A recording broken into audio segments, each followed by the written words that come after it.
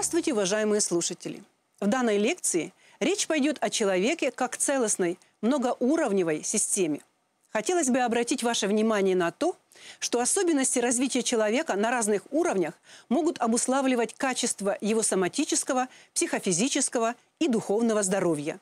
Здоровье-развивающие технологии образования будут эффективными в том случае, если мы в процессе обучения будем учитывать ключевые системные характеристики личности во взаимодействии со средой.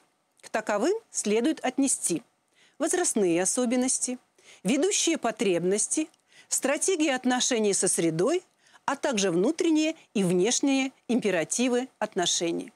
Человек осуществляет собственную жизнедеятельность по следующему алгоритму.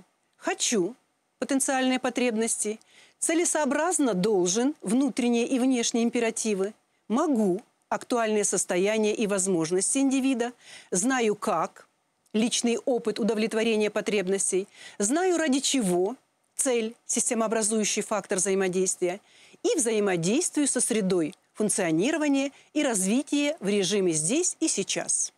Проблемы соматического, психического и духовного здоровья могут возникать как следствие нарушения данного алгоритма. В том случае, когда мы не хотим, не можем или не знаем как и ради чего. Рассмотрим этот процесс на примере потребностно-уровневой модели отношений в системе человек-среда. В процессе онтогенеза человек проходит 7 уровней отношений со средой.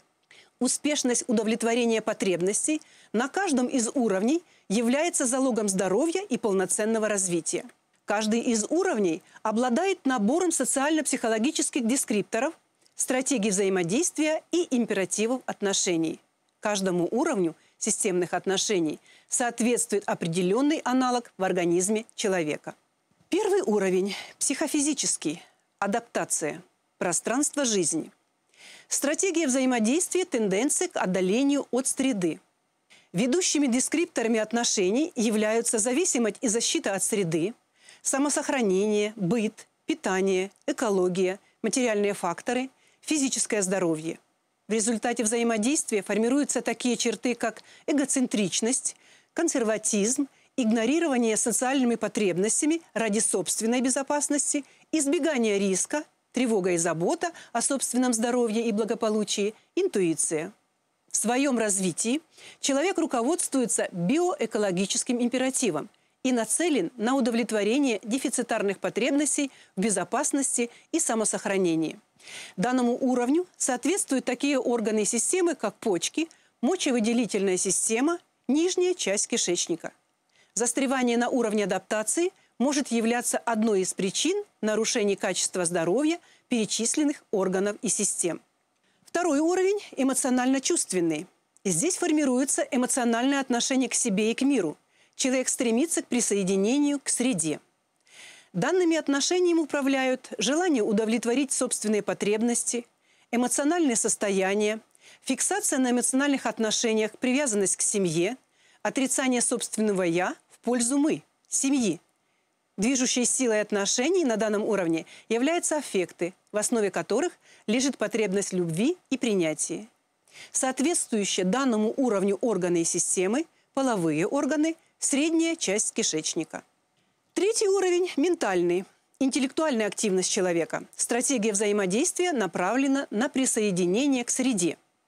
Ведущие дескрипторы отношений – исследование, истолкование и понимание, планирование действий, управление базовыми потребностями, любознательность, новаторство, склонность к риску ради новых впечатлений и открытий, креативность, самоотверженность в реализации творческих идей, когнитивный императив, потребность познания, чувствительность пищеварительной системы, пищевод, желудок, верхняя часть кишечника, желчный пузырь, печень. Четвертый уровень – социально-сознательный, межличностные отношения, событийность. Ведущие черты – социализация эгоцентрической сущности потребностей человека, нетерпимость к любым формам ограничений, цензуре, отрицание авторитетов, родителей, учителей, склонность к риску, нетерпимость рутины, бюрократизма, а также толерантность и альтруизм, эмпатийность, идентификация, нормы социализации, коллективное творчество. Человек руководствуется императивами идентичности, в основе которых лежит потребность принадлежности к определенной социальной группе. Наиболее чувствительные органы – сердечно-сосудистая и кровеносная системы, печень, селезенка. 5-й уровень – коллективно-креативный. Коллективно-преобразовательные отношения – тенденция к индивидуализации, позиция над средой. Дескрипторами отношений являются способность строить устойчивые отношения на основе уверенности в себе, компетентности, мастерстве, адекватности достижений, независимости и свободе, бунтарство, отрицание будничности, склонность к перемене мест, реформаторство, творчество. Императив субъектности, в основе которой лежит потребность в свободе, самоуважении и самооценке. Наиболее чувствительна к средовым стимулам дыхательная система. 6-й уровень. Социально-иерархические отношения человека с миром. Тенденция к индивидуализации. Позиция над средой. Важными для отношений становятся общественные связи, социальный статус, социальное признание, авторитет, престиж, репутация, приоритет общего над частным, стремление к лидерству, приоритет карьерного роста над удовлетворением материальных потребностей. Императив индивидуальности, в основе которого лежит потребность доминирования, уважения и признания со стороны других. Уязвимость соматической, вегетативной нервной системы, гипофиз, спинной мозг. Наивысший 7-й уровень – мировоззренческий.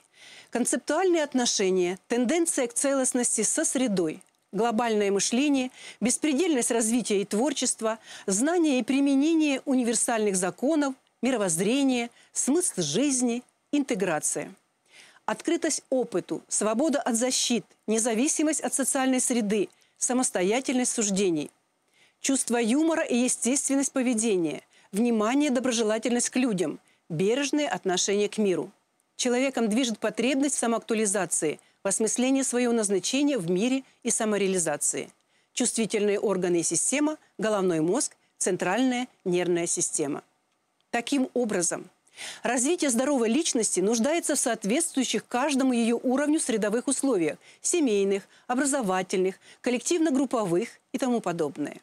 Такие условия будут способствовать укреплению не только психосоматического, но и духовно-нравственного здоровья.